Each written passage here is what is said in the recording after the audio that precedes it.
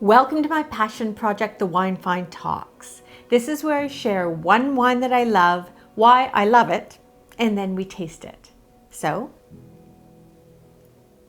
let's talk. The wine I'm sharing with you today is a 2021 Boschendal 1685 Chardonnay from the Western Cape of South Africa. Now it's still August, but you can feel the nip in the air because September and October are coming up fast. This is about the time our tastes in wine start to shift. We still want bright sunny whites, but we also crave a bit of weight in the wine, a certain creaminess and toastiness maybe. Nothing too heavy or bold, but a bit of well-integrated wood in a glass of Chardonnay is certainly welcome. Now this bottle fits the moment.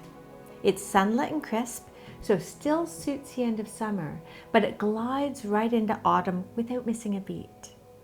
Think warm days with short sleeves and cooler nights with a pullover. In fact, it might just take you right through to next summer, and it's priced low enough to become your house wine at about $17 in Canada and the US. So let's taste. In the glass, beautiful color, it's sort of a deep straw, sort of merging with a light sort of a white gold. Very pretty, very star bright, which suggests stability. And on the nose, I love the fragrance of this wine. Now we do know about 70% of this cuvee was spent time in oak barrel, and about 30 of it was fermented in stainless steel. So it was both fermented in wood and steel.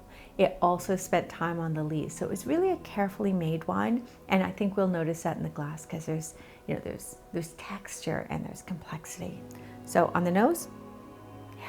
So yes, there's the citrus zeal that you get from Chardonnay.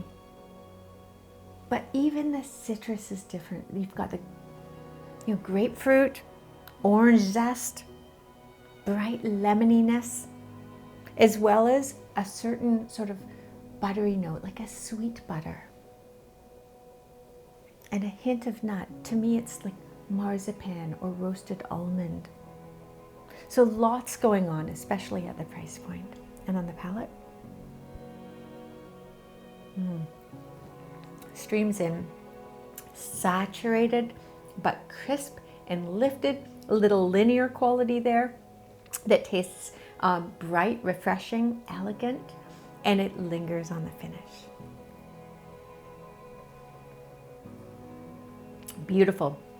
What I like too is too often wooded Chardonnays are up around 14.5% alcohol these days, thanks to sort of global warming. This has 13.5, which is relatively low. And so it's medium bodied, it holds up the fruit, it carries the weight, but it's still lifted and beautifully balanced. There's no heat at the back of the palate whatsoever. Texture is gorgeous. That lees aging, that time spent on the spent yeast really lends texture. That finish goes on and on. Everything we found on the nose. So the citrus, the different kinds of citrus echo on the palate.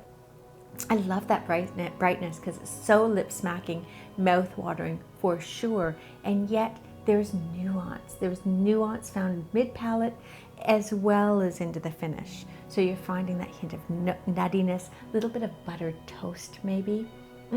This is the kind of wine that I would like to pour with grilled fish with really good olive oil, maybe a sprinkling of sea salt. And you can skip the lemon and have this wine instead. It also goes really well with anything, like warm cheeses. So if you think halloumi, or if you think saganaki, or if you think raclette, or even fondue, this is a marvelous wine for any of that. Or, you're still in summer, enjoy it with grilled chicken on Caesar salad. Perfect pairing. So great wine, great value, and that is what I wanted to talk about.